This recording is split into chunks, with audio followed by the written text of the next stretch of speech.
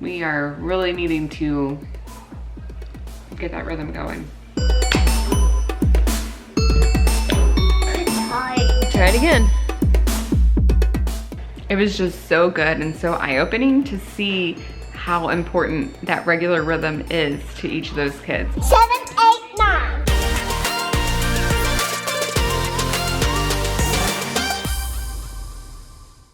Today we are going to start getting into a rhythm and figure out how it's gonna work best to be able to pull off homeschooling. Because the two of us right here, I think, are very similar when it comes to having to get things done that we aren't necessarily really excited about doing. And so we struggle with making sure that we are on a rhythm, which we know is good. Rhythm's good, right? Do you know when you use rhythm? Music uses rhythm. And then how about every week we rest?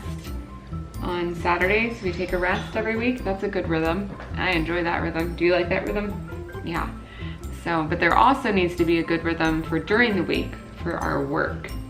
And so we are really needing to get that rhythm going. I want to start preschool with the little ones today too, get them in a rhythm and just kind of try to figure out like, all right, how are we going to do this whole school thing? But first, I'm going to get Halle going. Finishing up, I think you only have 2 weeks worth of school left. I think we can do it in 1 week.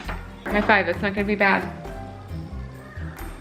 No high five, there you go. Maybe, little one, a pinch, a flick.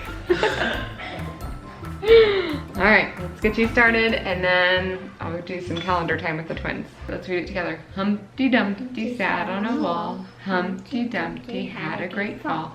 All the king's horses and all the king's men couldn't put Humpty together again.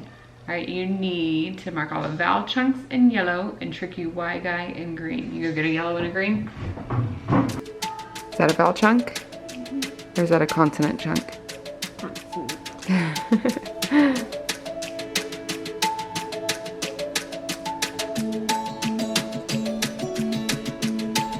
got it. Hey, let's go do some calendar time. Where's Chloe? Come on. Oh, okay. I didn't really realize how important a rhythm is to everyone's lives until, or especially to kids' lives, until I was substitute teaching after college and I was subbing in some kindergarten classes. The first time I was in there, I was like, well, I'm a substitute teacher. Like they put me in charge. I had a teacher's assistant and they were amazing. Being of the impression of like, but they hired me to be the teacher, like they have to have an official teacher in the room. I tried to follow the teacher's plans like she had written down, but I wasn't there each day to know the rhythm of everything. Y'all ready to count? Oh, Toby and Charis, I asked you to put those under your chair. Oh. Thank you. The para was amazing and so helpful to try to tell me like what was doing good. And so I was trying to follow the rhythm of the teacher, but I could tell on the kids' faces like the day was off a little bit because I was there, not their teacher, and that just kind of threw off the rhythm and kind of raised their stress level a little bit. But I could just tell like this day is not as great as it normally is if it's the regular rhythm that they are used to. What month is it? August. August, you're right. August. Okay, you're gonna repeat after me. 12, 12, 13, 13, 14. 14. The next time that I substitute taught in that same exact classroom, I was so excited to have the para and I just said, you know what? Do you want to take over today? Because you know the rhythm, you know everybody, and I'll just help you with whatever you need.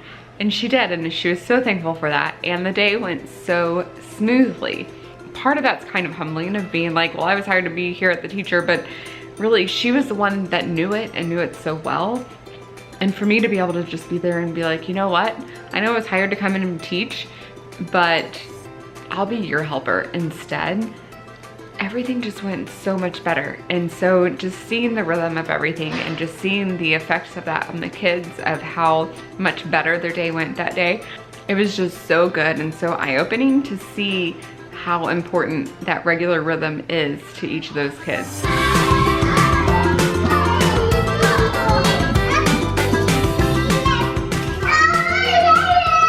That's L for Livia, you're right. So that's what I'm wanting for my own kids. I have been terrible at being consistent and making sure that we have a rhythm and making sure that we are doing things every day the same way, and that that each day is predictable, and that they're not waking up just guessing like, are we gonna do school? Are we not? Like, what are we doing today? And I think getting in that predictable rhythm, I know after a while it can get mundane and you need a little bit of a break, but for the most part, it is so good. 7, 8, 9. My object now is, while the little ones are busy in there playing with Play-Doh, Halle and I can do the one-on-one lesson that we need to get done. Are you writing your own? Okay, what are you writing? It's a take out the window. Okay, go ahead, finish writing that. There is a pig out, O-U-T. I think it's just like summer vacation. Like, it's good to like look forward to that and be like, all right, we can just relax and take a break instead of having to get up every morning and doing this. But by the end of summer break, we're usually like, all right, I'm kind of ready. I'm ready to be in a regular rhythm again and just have some consistency and have some predictability to our days. I think we really thrive on that, and that's how I look forward to resting every single week. And so I'm hoping that with the kids, of getting them in a regular rhythm, this will also help them understand what we do each day of the week and know that each Saturday we rest. And that way it'll just give them some predictability and kind of understand what a rhythm really is in their life.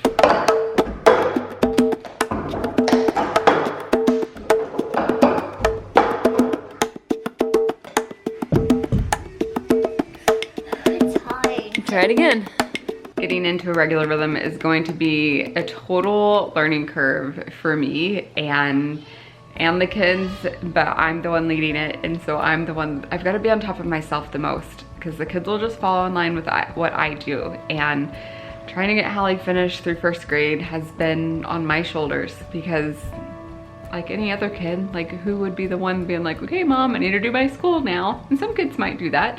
But she's following my lead of being like, yeah, but we've got this other stuff that we can do instead. And so I think if I can help make things predictable for her as well, things will go so much better. I'm looking forward to getting there, but I'm also like, I know this is a struggle for me and it's something that I need to work on. But I also know if we can do this and we can get through this, it'll feel so good, and I'll feel accomplished for being able to do this. Ready, set, go! Pick it up. Move it over. Not on my leg. Like, okay. Clap. And it'll just, I think, boost my spirits of what else can we do? What else can we handle? Because there's always so many things that I'm like, oh, I just want to, like, why don't today we just go help these people instead? Or there's so many plans that I want to do, but I'm like, but I can't add that to what we are doing right now until I can get a handle on what we should be doing right now. So that's my motivation right now, is like, let's get this done so then we can take on more. Ready?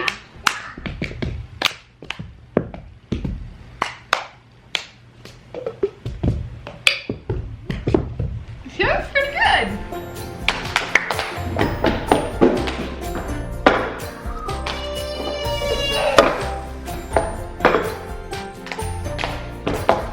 There's so many other things that I would like to do, but I feel like right now I'm not being a good steward of what I already have and the time that we already have. So here's to learning and to self-control and to self-discipline and starting off the school year right.